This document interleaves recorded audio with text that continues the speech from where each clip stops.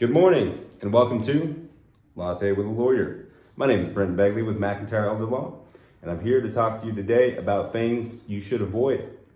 You should avoid talking about religion and politics at the dinner table, and you should also avoid probate.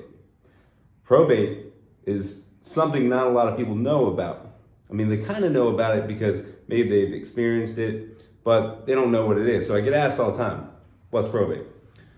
The answer is probate's that default process that a lot of people have to go through when they pass away. Well, they don't have to go through it, their loved ones have to go through it. So it's a process by which a decedent's assets go from them, their estate, to their loved ones, their heirs.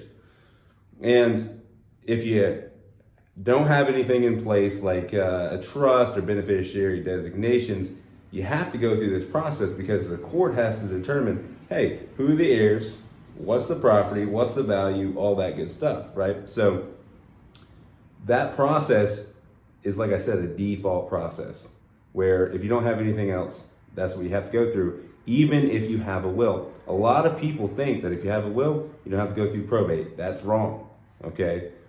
A will is just a guide, a manual, if you will, for your administrator or executor throughout the probate process, but you still have to go through probate.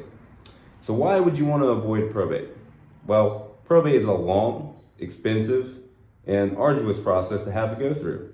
It can be very hard on your loved ones and compound the grieving process with the complication of the court system, which is hard on anyone, even an attorney, right? So it can be difficult for an attorney's office to go through a probate process, much less a lay person. Not only that, but probate is also the opportunity for creditors, including Medicaid, to come in and take assets. So in North Carolina, we're what's called a limited recovery state. If you get Medicaid to pay for long-term care, they'll go ahead and they'll pay the cost of long-term care, but they want that money back. Okay, the way they get that money back, and the only way they can get that money back, is to take assets passing through probate.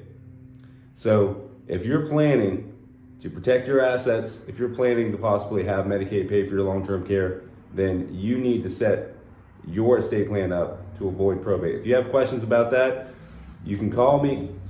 Be happy to answer any questions that you have.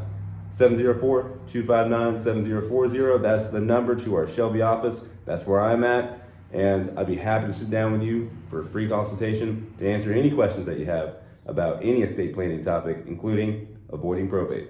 Until next time, this has been Latte with a Lawyer.